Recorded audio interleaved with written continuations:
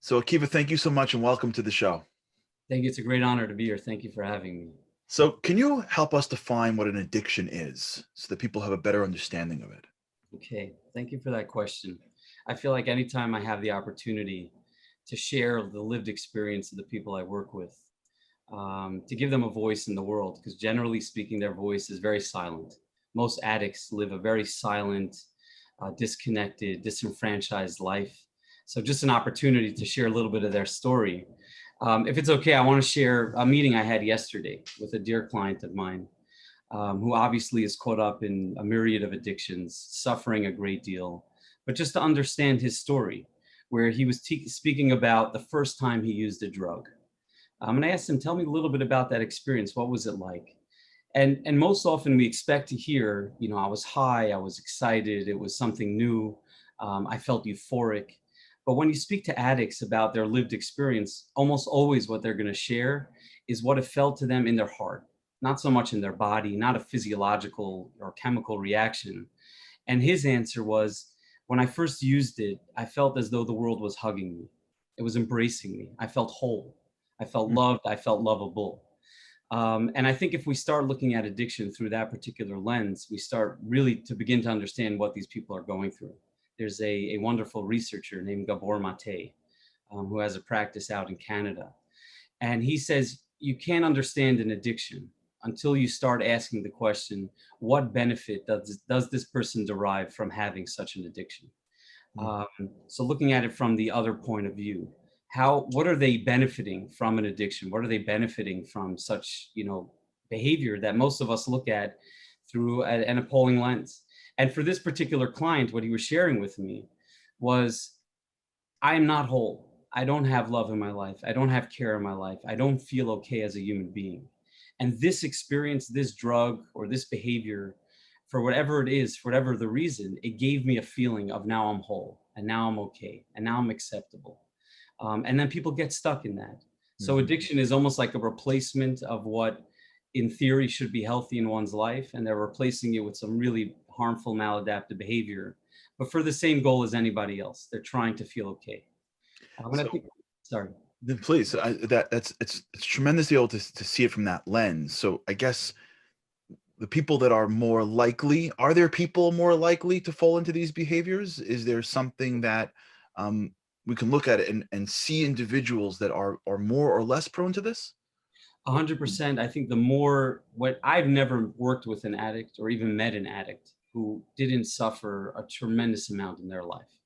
I've never encountered such a person.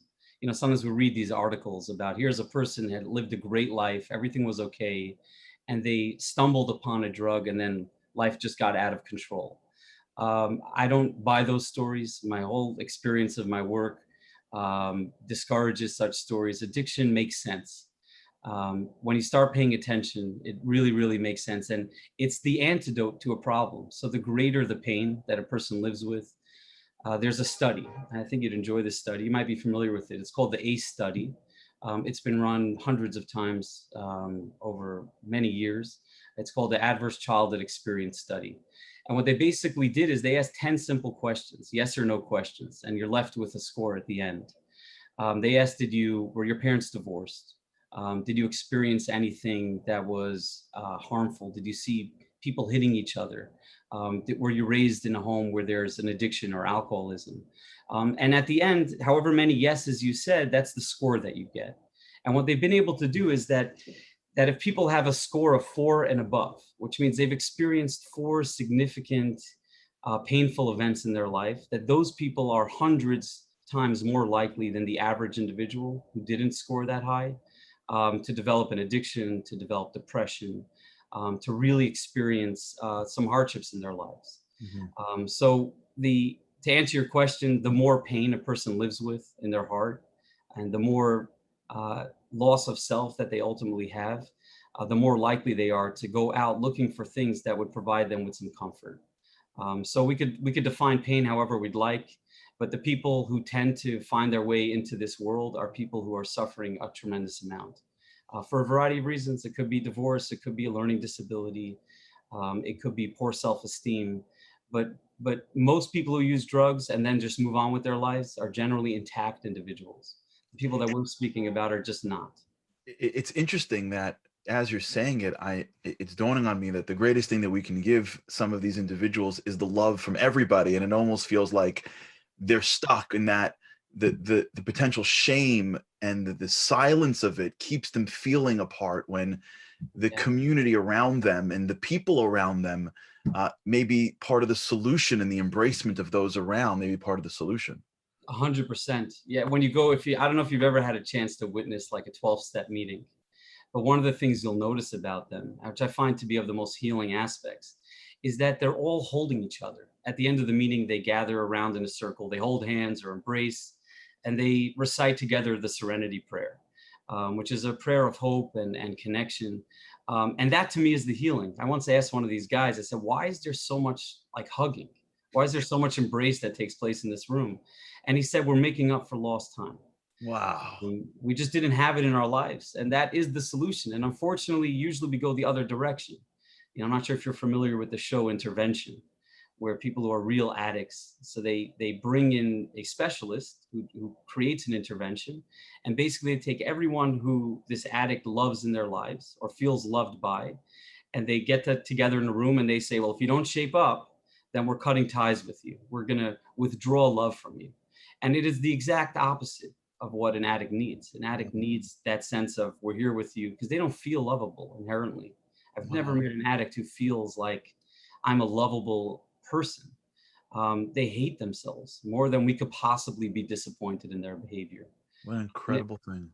yeah, What an it's incredible thing. So take me through, if you can, when it turns, right? It feels very much that a person could say to himself, I got this score, or I had this background, or I am in this place.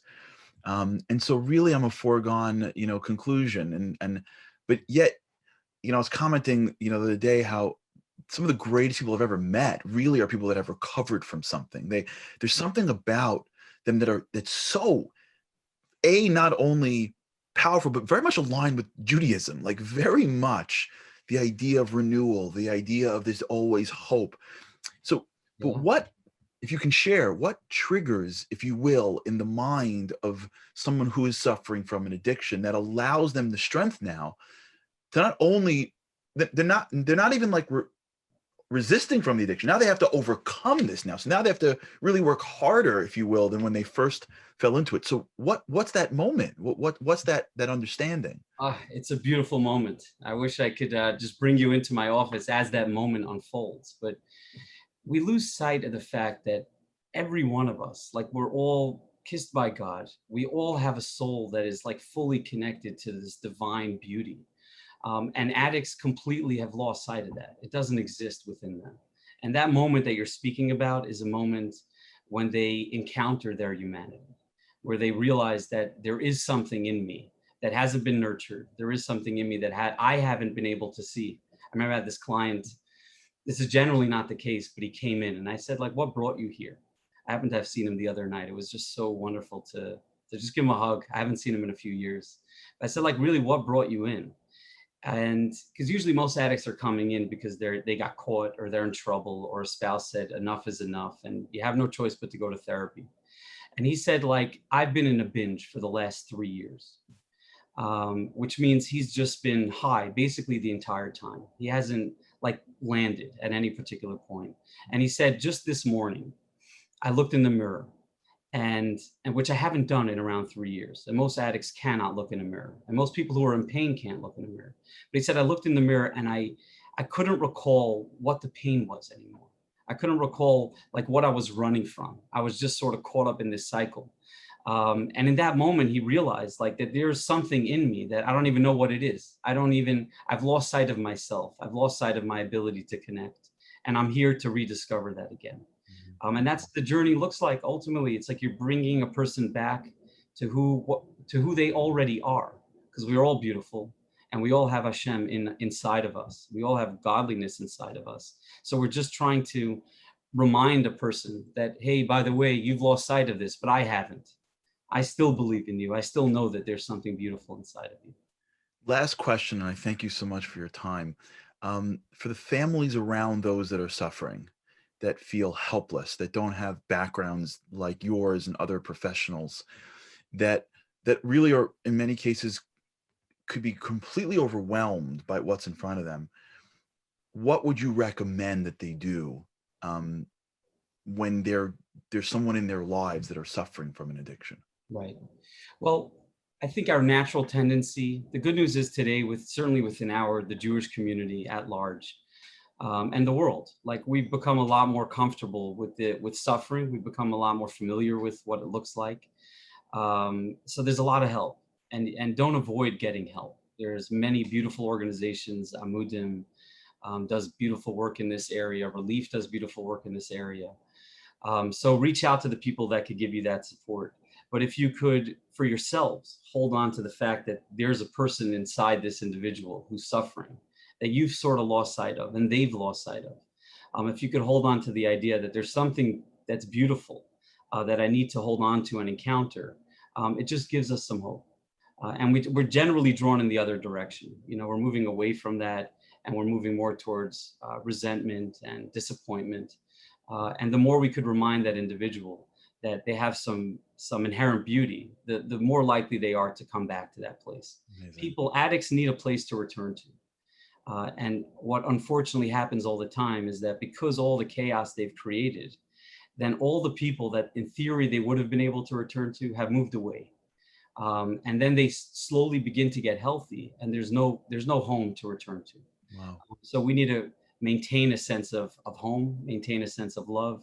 So that way, when they do come around with the right help, with God's help, then they'll have a place to come that's loving and caring. Amazing. Doctor, thank you so much for being with us. Thank you for what you do for our community and for the world at large, and for shining your light on this world. Thank you. It's a great honor. Thank you for the opportunity. Thanks so much for watching. For more content, like and subscribe, and be sure to tune in live every Thursday at 8 p.m. Eastern at theshabbatshow.com or right here on YouTube.